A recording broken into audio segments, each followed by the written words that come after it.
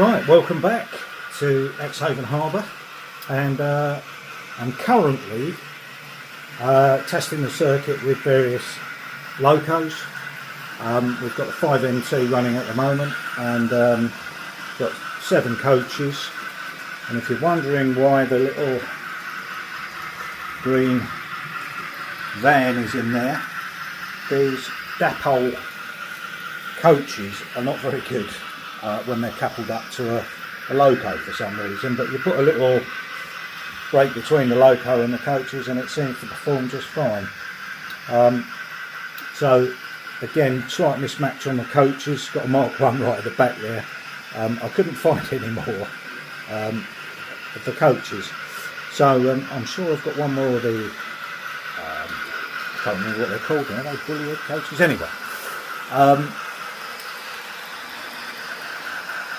yeah, so I just took that on there. So it's got 7 coaches and the van,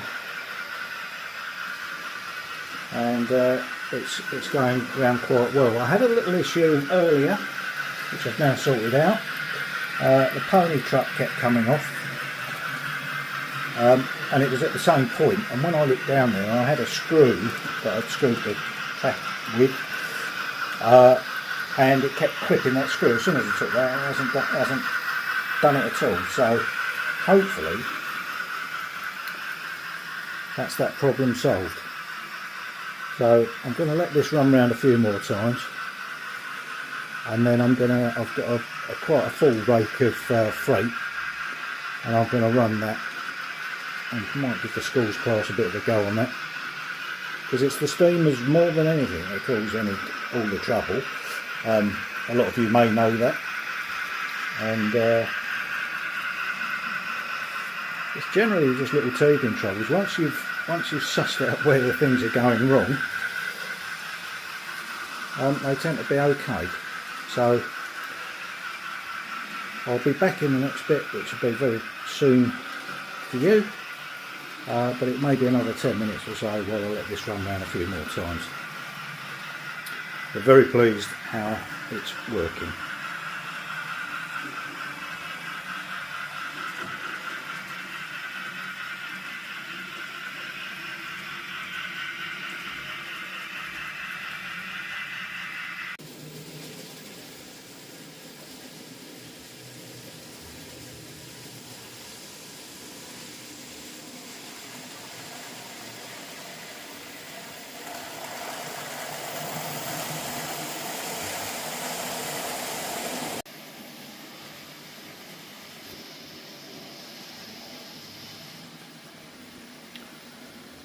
So we've got the schools class now running.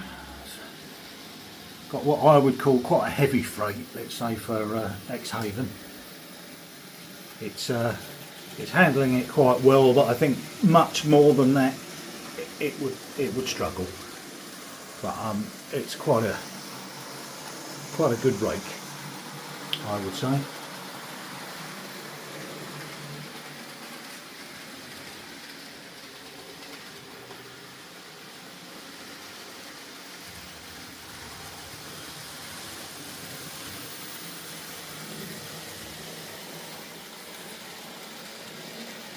I've also come up with a solution now for the bridges, and we'll discuss that later in this episode, hopefully.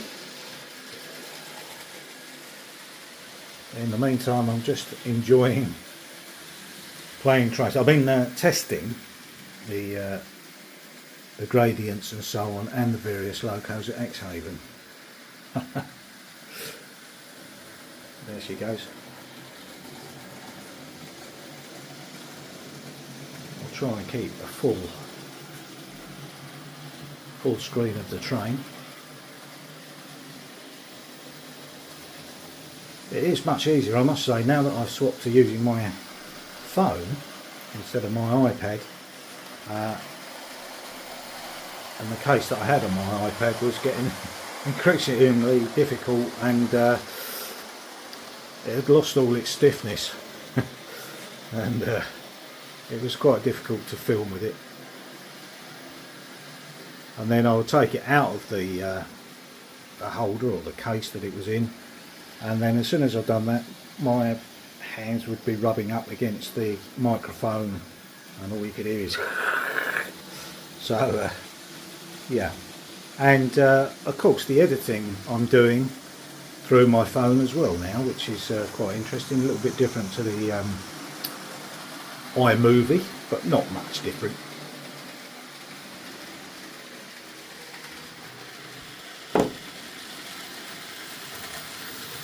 Just imagine that as the tunnel mouth.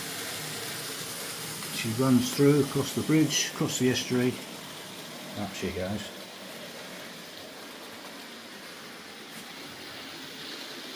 Well, honestly, I mean, a few of you commented how how happy I sounded in the last video, and you're right. It's been a long time. This being the second time around as such, because the layout itself is not dissimilar to what I'd done the first time, but it is with much less of a gradient, and the trains all seem to run okay, which is why I took it apart. I'm so pleased that I'd done that. It was a big decision, and I wouldn't have been happy, and I think that's the whole point with model railways is you know, if the trains run well, I think you're happy. This hasn't been without its teething troubles, but I think a lot of that is to do with the trains not running for a while as well. They've all been a bit sort of sketchy to start with. The 5MT that you saw in the previous clip, that was a little bit sketchy to get going. Once it got going and run round a few times, and I'd sorted out the uncoupling problems and the pony truck coming off, you know, it ran really well, and it ran for more than half an hour. I mean, obviously you only saw a short clip of that. And the schools class is coping admirably, and I'm very pleased with that too. So let's see if we can get you a nice shot across the bridge, and I'll come back to you in the next segment.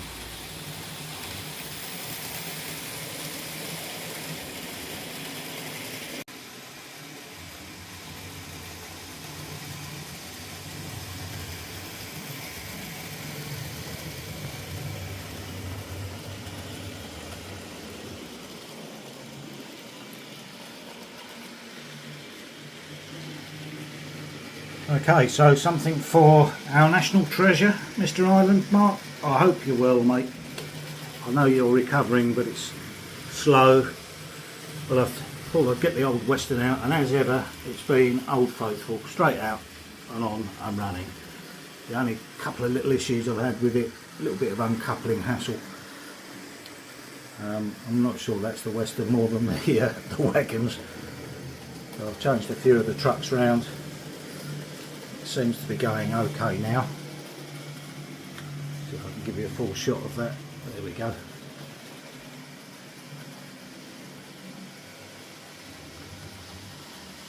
I will be getting myself another Western one of these days.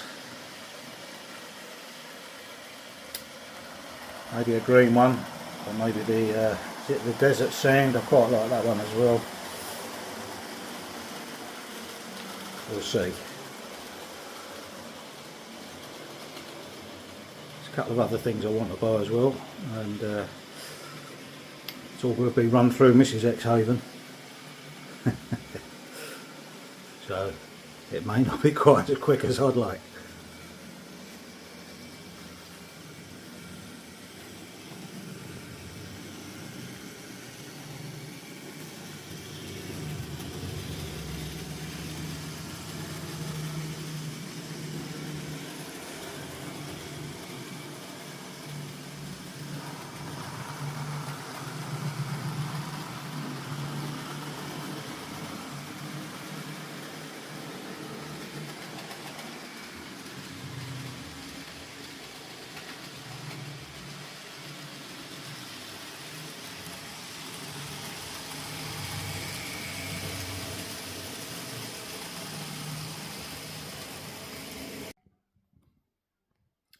Okay, so welcome back to this next segment. I just thought I'd share what I'm doing with the plate girder bridge now. So I've just put that in at the back there. I've made these, what do you call them, walls, bridge walls, and I've used that foam that I was showing. Oh, I don't know whether I've shown that yet. That might be in the next segment of the video. I've used some insulation foam that I had when I first started out. I bought loads of it from B&Q. And I'll go into some more of that a bit later on. But anyway, I've used it as a basis for building these bridges because it's quite easy to cut. It's quite light, but it's quite strong. Now, I don't know whether the camera is bringing that out. I think that bit does, doesn't it? I'm not sure whether I've kind of overdone this. This needs a bit more sorting out, this one. But it does look like all of that white sort of salty sort of stuff you get on brick. You know, how far do you take it in engage? I don't know really. But I like to give things a go, and I'm going to keep that as it is. Now the other side is not quite so heavy. You can still see it. This needs a little bit more work. Like I say, this one does as well. Of course, in my haste, when I put these together and painted them, I done this one too quick, and I was trying to do that effect on here, and the paint hadn't dried, and of course I rubbed it all off. So I'm going to make up a little bit more brick coloured paint and give that another paint, and then do that effect. But the other thing I'm going to do is put some stone coins, they're called. So they will sort of fit down the edges like that, or the other way round.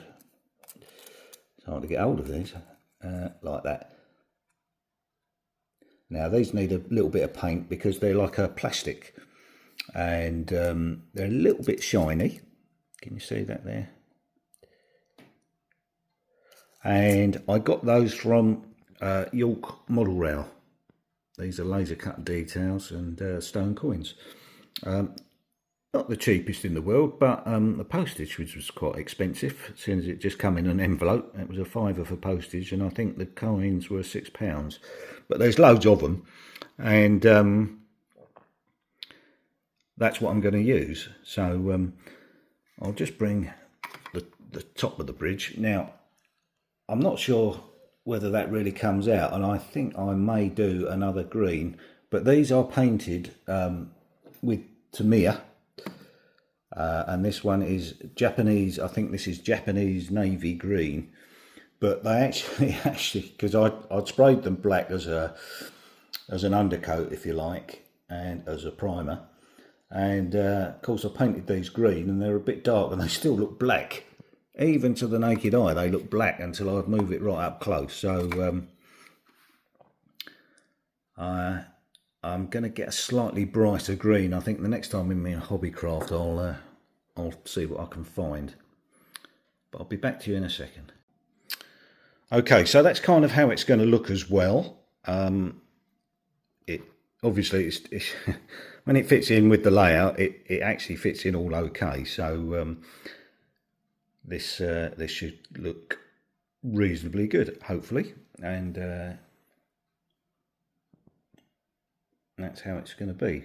I mean, you've got to remember that in here there's the ply that sits on top of, and this sits into the ply, so it's all taken care of there, so it'll look different obviously when it gets on the layout.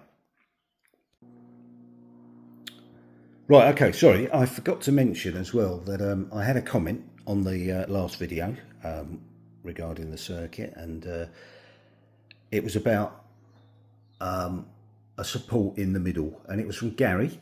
Hello, Gary. I hope that goes some way to show you how I was going to support it. At the time of filming that video, I just hadn't got round to making up these brick parapets, as it were, and but thank you. I mean, it did remind me to do that. I got a bit carried away with the circuit and just hadn't really thought the bridge through properly, but there you are. I hope that goes some way to to ease your mind over the bridge support.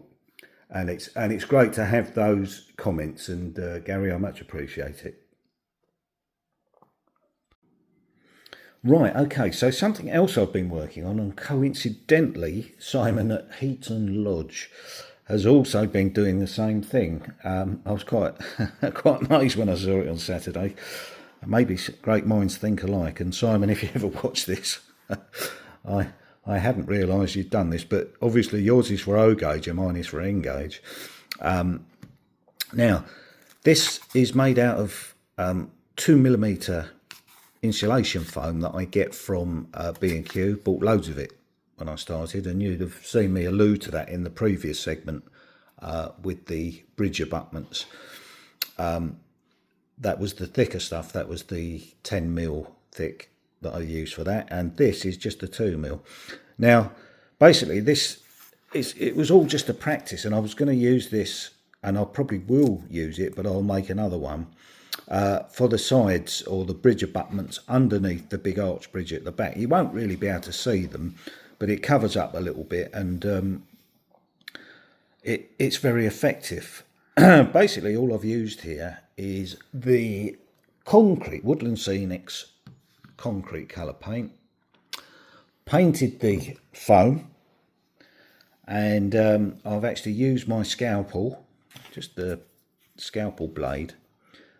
This, and again, like I say, it was just an experiment, and I've cut some cracks in it, and then I've just basically gone over it with some weathering powders, and I've over weathered it, but I wanted to over weather it just to see how it all come out. So at the same time, I've also got some Woodland Scenics asphalt paint, and I thought, wonder if that'll work on doing the roads. So I actually quite like this.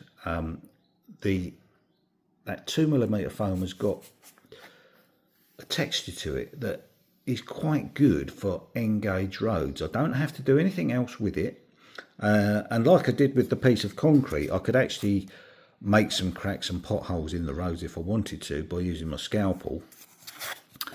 What I've also done is I've got a couple of watercolour pencils, and again, just trying things out, I just used the white and the yellow. The yellow obviously for the yellow lines, and the white for the white line markings in the road. And I've got to be honest, I quite like it. And the only thing with it slightly out of scale, I would say, although I could sharpen the pencils, I suppose, but I'd be forever doing that. I tried to do the markings, the road markings, to the correct length in N gauge, and I can't remember what they are off the top of my head at the moment. But I think the yellow lines may look a little thick, but whatever. It was a good way of going about it, and I actually quite, like I say, I think I might be going down this route, pardon the pun, for my roads. But let me know what you think. I'll be interested to know what you think, but I do think that's a very good texture for the roads. It's not over big. And with N gauge, sometimes some of the stuff, I think there's like, you can get a tarmac paste that I think it's Ammo or somebody like that do, and I think the actual texture on that is too big for N gauge. So good for certain uses, but I'm not sure about the roads because you know, obviously N gauge is very small. So like I say, be interested to see what your thoughts are on that. I've also weathered this as well slightly. I've used some, I think it was some concrete dust by World War Scenics. I've got a whole load of their weathering powders, and I've just put that in the road just to give it that slightly dirtier look. But it has come out quite well. So here we are. The coins are on, and they've worked out really nicely. And something I noticed, but I'm not sure it'll come up, you might be able to see there's two sides to the coins, I'll just find you. Oh, here we go. Now on this side there's some actual more sort of detail, if you like. On the other side it is just flat, and that's the side that I've glued, but here it sort of individually brings out the let's call them brick edges and stuff like that. You know, it's a very good product, I've got to say, and there is quite a bit of it. So I think it says it's 1,650 millimeters worth, so there's enough there to last quite some time. So yeah, really pleased with that. They're a little bit bright at the moment, but I'm just about to get my weathering powders out and we'll just sort of bring that down a touch. The brickwork, I went over it again. I used slightly different colours this time. I like to give the bricks a bit of variance. I've taken away some of the, let's say, the saltiness, because I think it was just a bit too much, to be honest. It was it was sort of kind of almost too big for Engager, in my opinion. So I'm leaving it at that, and I'll come back to you in a minute once I've weathered it all down. So there we go. That's the weathering powder on, and let's bring this one in. All it has done is taken the edge off it a bit, and it's also got into some of them lines that give the brick the detail in the coins. I don't know whether you can see that in there. Finger takes it out of focus, but to the eye it looks great, and I'm very pleased with that. And even the brickwork's had a dusting, and I've used the concrete dust weathering powder from World War Scenics, and again, it just takes the edge off the brick. It's subtle, you can hardly see it, but I'm very pleased with that. So that's where I'm going to leave those. I think there comes a point where you can overdo it, and I'm erring on the side of that will do. And you know, obviously from a distance when it's on the layout you won't be able to see half of this detail anyway. So yeah, all done. So I've just now got to find a paint colour to do the plate girders, which are a little bit of a brighter green, I think I'd like. So we'll go and see what we can do. Right, so to round up this video, I thought I'd show you my solution to the bridge. Now, let me know what you think. I had, do you remember this red girder, the red girder bridge? I had that before, and we were going to use it just there, but I've made that plate girder bridge, but we'll come back to that in a minute as well. So if I buzz you round again. So what I've done, I went to Modelux and got myself 2 N-gauge red girder bridges. Now they've slightly changed it from the original, which the one in the middle is the one that I originally bought, and these ones just on the outside, those two, are what they're offering now. So there's no great difference, obviously, just a bit of colour here and there, but I thought that was a great solution. I can still see the other bridges without any problem. The other thought that I've had is to bring this bridge here and move that into there, but you know, this is the first time I've put it in here, and I've only been in here for a few minutes looking at it, and to be honest, I don't mind how it is. It's got to be raised a little bit, this bridge, and what I shall do is figure that out, how much height. I haven't got much more to add to it.